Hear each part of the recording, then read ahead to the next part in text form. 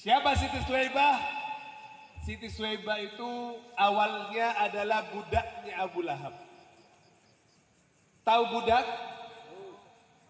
Bukan budak Sunda. Budak Sunda mah anak kecil ya. Tapi yang dimaksud di sini adalah hamba sahaya. Hamba sahaya itu seperti pembantu tapi tak dibayar. Bisa dijual belikan, ada pasarnya. Pasar budak namanya.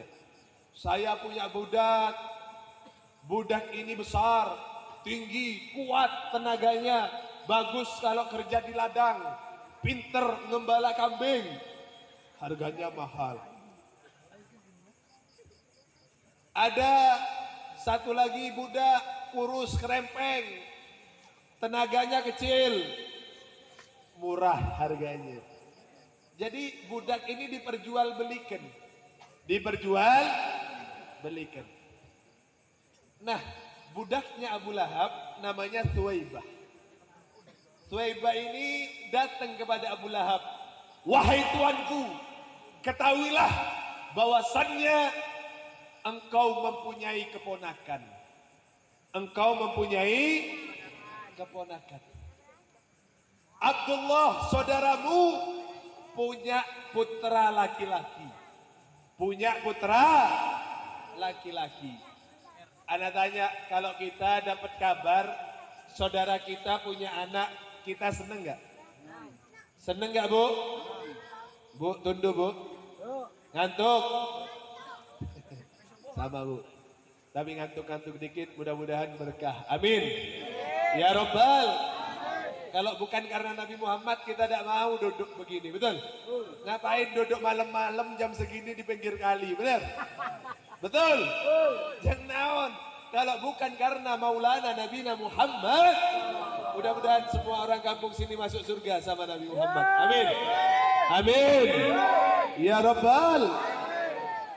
Abu Lahab dapat kabar bahwasannya dia punya keponakan. Keponakan. Orang dapat keponakan seneng, betul? Oh, alhamdulillah, saudara saya sudah punya anak, saya jadi punya ponak. Betul gak? Bu, betul gak Bu?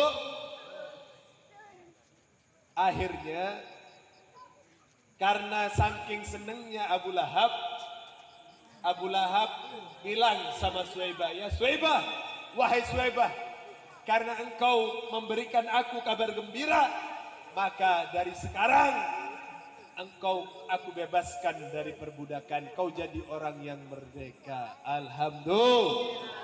Sama Abu Lahab dibebasin, dia gak jadi budaknya Abu Lahab lagi. Lalu apa yang terjadi? Karena dia membebaskan budak, Allah berikan ampunan dia setiap hari kelahirannya Nabi, yaitu setiap hari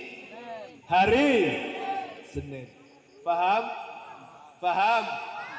Dan yang namanya memerdekakan budak itu mahal, bukan harga murah. Karena budak itu dibeli dengan harga yang mahal. Budak ini lebih mahal daripada unta merah. Zaman itu unta merah itu kendaraan yang paling mahal.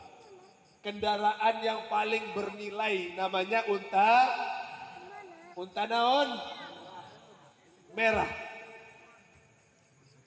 Nah, harga budak ini lebih mahal daripada unta. Paham? Abu Lahab ngebebasin Suwaibah, tidak jadi budaknya lagi. Artinya dia sama halnya menyumbang untuk kelahirannya Nabi lebih mahal daripada kendaraan yang paling mahal. Sekarang kendaraan paling mahal apa? Woi, tahun 2022 kendaraan paling mahal naon? Ferrari, kena Bapak. Nyahun kena Ferrari sih Bapak. Mobil mahal Ferrari. Nah, ini budak lebih mahal dari Ferrari. Kita maulid nyumbangnya air, betul?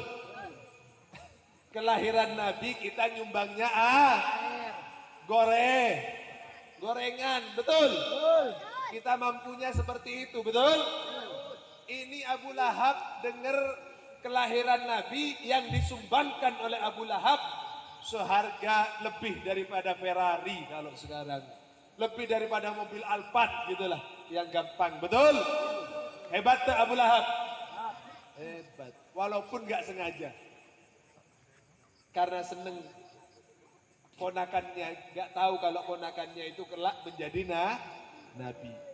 Abu Lahab sampai akhir hayatnya jadi orang kafir, tidak mengimani Nabi. Besarnya, tuanya dia tak mengikuti daripada agama Nabi. Akhirnya dia tetap dalam nerakanya Allah Subhanahu fil jahimi muhallada.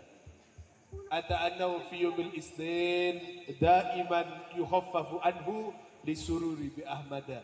Tapi tiap hari Senin dikasih ringan sama Allah Subhanahu wa taala, diampunkan daripada siksanya oleh Allah Subhanahu. Famadallu bi abdilladhi tula umrihi bi ahmada masruran wa mata muwahhida. Kalau Abu Lahab saja dapat pengampunan model itu, kalau Abu Lahab saja dapat ampunan model itu tiap hari Senin, gak disiksa oleh Allah. Lalu bagaimana nasibnya umat Nabi, nasibnya kita yang mulai lahir sudah cinta sama Nabi, betul? Mulai lahir kita sudah cinta sama Nabi, kita lebih berhak dapat ampunan Allah Subhanahu wa taala. Amin. Kita lebih berhak dapat kasih sayangnya Allah. Amin. Ya Rabbal alamin. Terakhir, suatu ketika Nabi didatengin sama seorang yang bertanya sama Nabi. Orang ini dari kampung, dari desa, orang Baduy.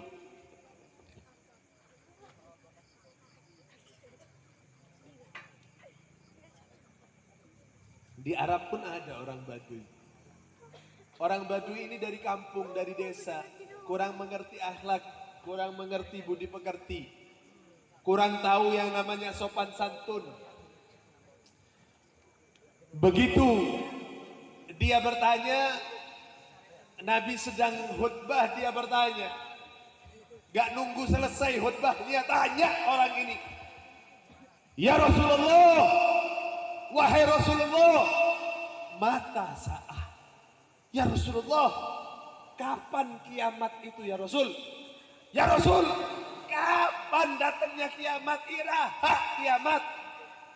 Engkau cerita kiamat gini, cerita kiamat begitu, tapi gak dikasih tanggal sama engkau ya Rasul. Iraha tanggal beraha, tahun beraha, saya nyaho. Gitu kira-kira kalau bahasa kita, betul? Mana kira suruh berhenti sama Setian. Lewat sponsor doang. Apa tadi?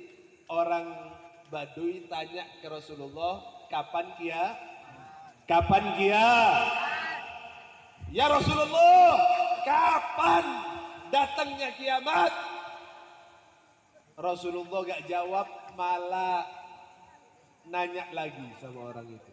Sama orang Baduy ini nanya lagi, Mada a'dadta laha.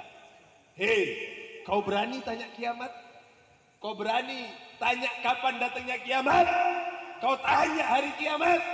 Apa yang sudah kau siapkan untuk datangnya hari kiamat? Oh wani yang siap tanya kiamat. Model ibadah apa yang sudah kau lakukan? Sebanyak apa sholatmu? Sebanyak apa puasamu? Sebanyak apa sholawatmu? Sebanyak apa kau pernah haji dan umroh dan seterusnya? Nangis orang ini ditanya apa yang sudah kau siapkan untuk datangnya kiamat. Ya Rasulullah, kata dia, aku gak punya satu apapun yang bisa menjadi modal diriku untuk menuju Allah Subhanahu wa taala. Ibadahku gak banyak ya Rasul. Salatku gak banyak ya Rasul. Puasaku gak banyak ya Rasul. Sunnah-sunnah tidak banyak aku kerjakan wahai Rasul. Cuma ada satu hal ya Rasul. Aku cinta kepadamu wahai Rasul. Aku cinta kepadamu wahai Nabi. Berlinang air mata orang Baduy. Apa kata Nabi? Sayyidina Anas menyebutkan, ma farihtu farhan ba'da duhulil Islam, ma farihu farhan ba'da duhulil Islam.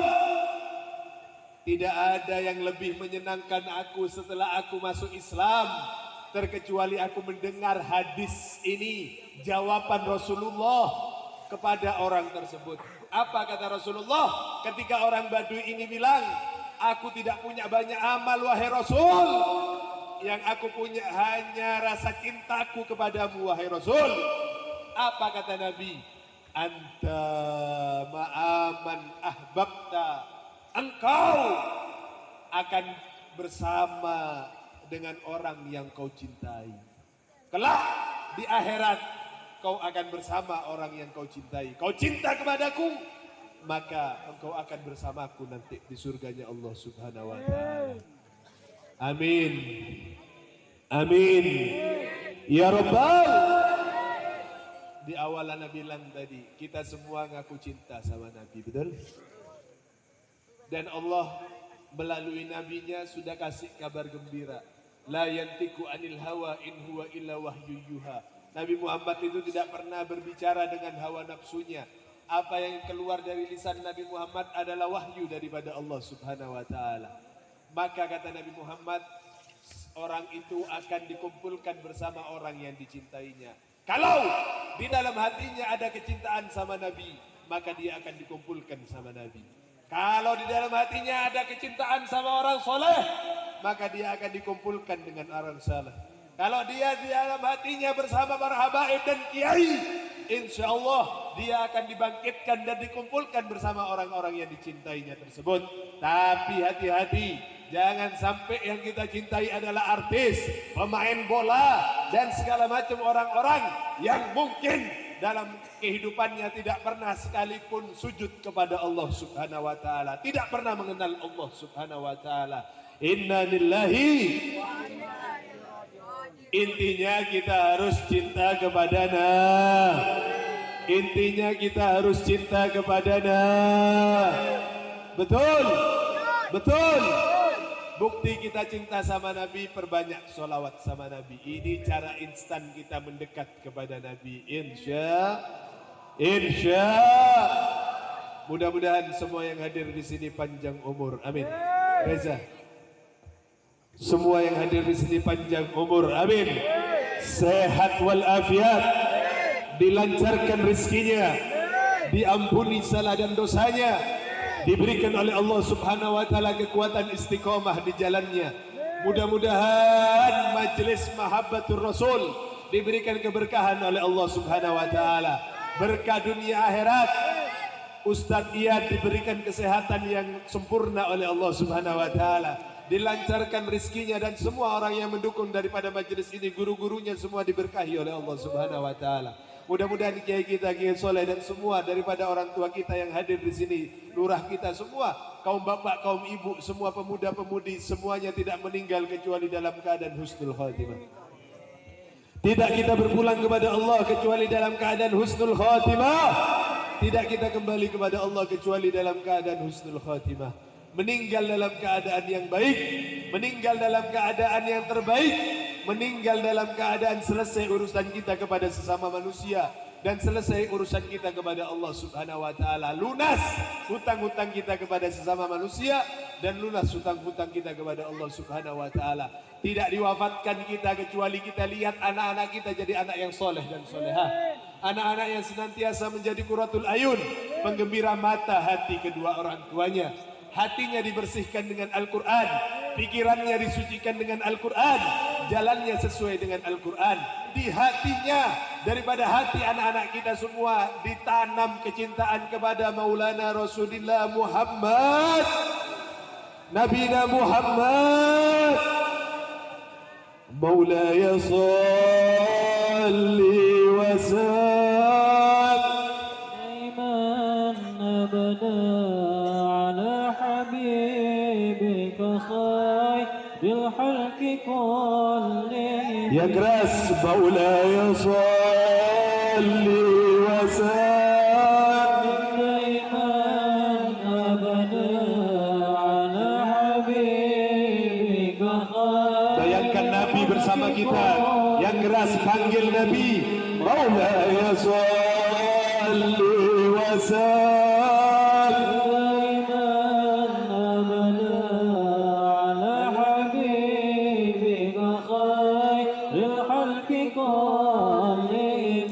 هو الحبيب الذي شفاعته لكل حول من الأغوال مقتحمين. يا رب بالمصطفى مقاصدنا واغفر لنا ما مضى يا واسع الكرم. هو الحبيب الذي ترجى شفاعته لكل حول من الأغوال مقتحمين. يا رب بالمصطفى بلغ مقاصدنا واغفر لنا ما مضى يا واسع الكرم. يا رب مصطفى بلغ مقاصدنا واغفر لنا ما مضى يا واسع الكرم. ربنا تقبل منا إنك أنت السميع الأليم وتب علينا إنك أنت التواب الرحيم. وصلى الله وسلم على سيدنا محمد وعلى آله وصحبه وسلم والحمد لله رب العالمين بسر الفاتحة.